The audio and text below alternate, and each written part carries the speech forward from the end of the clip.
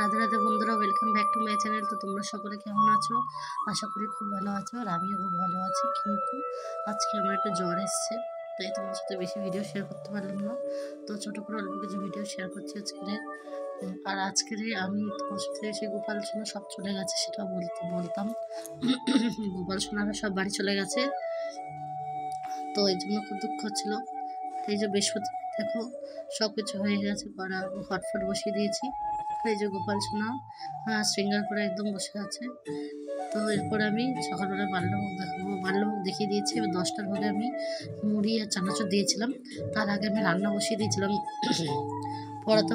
পড়াতে যেতে হবে তাই। তো আজকের বিষয় হচ্ছে আমরা সকলেই ভক্তি করি, তো ভক্তি করতে গেলে দেহ দরকার। তো আমাদের দেহ কী কী দিয়ে তৈরি সেটাও কিন্তু আমাদের জানতে হবে।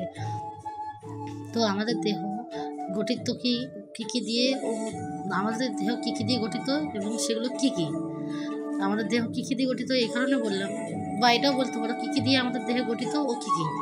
তো আমাদের মানব দেহ গঠিত 24টি তত্ত্ব নিয়ে, সেগুলি হলো মহাভূত, পঞ্চতন্মাত্রা, পঞ্চ জ্ঞানেন্দ্রিয়, কর্মেন্দ্রিয়, ঠিক আছে, আর তার সারও আছে।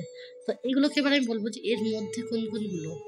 তো এর মধ্যে হচ্ছে মহাভূত বলতে ভূমি, জল, অনল, বায়ু, আকাশ ইত্যাদিকে বোঝায়।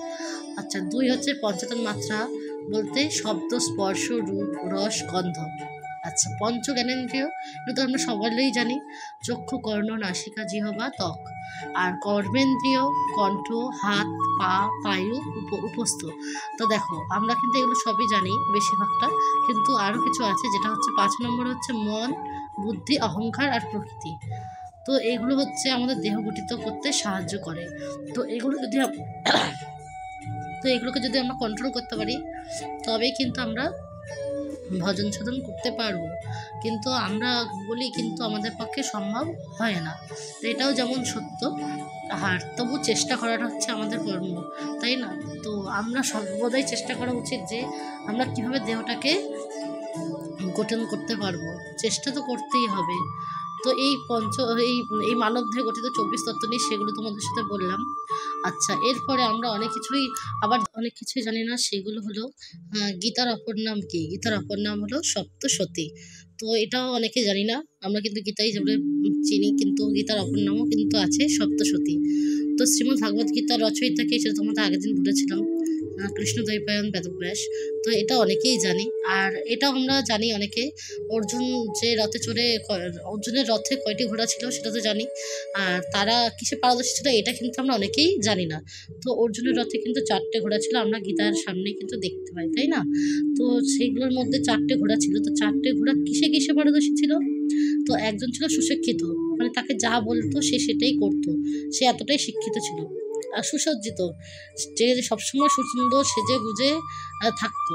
আচ্ছা, একটা ছিল বলবান, 3 নম্বর। তো বলবান যে, সে তো বুঝতেই পারছো সব কিছু থেকে রক্ষা করার জন্য তাকেই ব্যবহার করা হতো। আর একজন ছিল বেগবান। তো এই 4জন হচ্ছে আমাদের শ্রীকৃষ্ণের ঘোড়া, যে সামনে 4জন ছিল ঘোড়া, তাদের পরিচয়। তা একজন সুশিক্ষিত, সুসজ্জিত, বলবান আর বেগবান। আর আমরা অনেকে মানে নকুল আর সহদেবের মায়ের নাম কি এটা ভুলাই, তো ওদের মায়ের নাম হচ্ছে মাতৃদেবী। তো এই শর্ট কোশ্চেনগুলো বলার হচ্ছে কারণ হচ্ছে আমরা অনেকেই কিন্তু অনেক কিছু জানি না, বা জানার চেষ্টা করলেও খুঁজে পাই না। তো অনেকেই আমরা বুঝতে পারি না যে কী করে করবো। তো এইগুলো সব কিছু কিন্তু আমি আমার গীতা ক্লাসের অধ্যয়ন থেকে গ্রহণ করেছি। তো আরেকটা জিনিস, রথের উচ্চ ধ্বজটিকে কে বিরাজ করেছিলেন জানো? মানে ভগবান শ্রীকৃষ্ণ রথের উচ্চ ধ্বজটি যেটা ছিল, কে বিরাজ করেছেন ওখানে? জানি না, কারণ আমরা এগুলো অধ্যয়ন করিনি। তো চন্দ্র, নক্ষত্র চিহ্নিত এবং তথায় শ্রী হনুমান বিরাজ করেছিলেন। তো দেখো, হনুমানজি কিন্তু কলিযুগেও ছিলেন, তাই না? তো হনুমানজি কলিযুগেও ছিলেন, তো সেটাকে আমাদের ভুললে কিন্তু হবে না। আর কালকে বিস্তার করবো যে ভগবান শ্রীকৃষ্ণের রক্ত দেখতে কেমন ছিল, তো সেটা আমরা কিন্তু কালকে অধ্যয়ন করবো। তো আজকের মতন ভিডিওটা কিন্তু এই অবধি। আর আমার ভিডিও যদি একটু ভালো লাগে থাকে তাহলে অবশ্যই লাইক আর সাবস্ক্রাইব আর কমেন্ট করতে যেন ভুলো না। রাধে রাধে, জয় শ্রীরাম, শুভরাত্রি।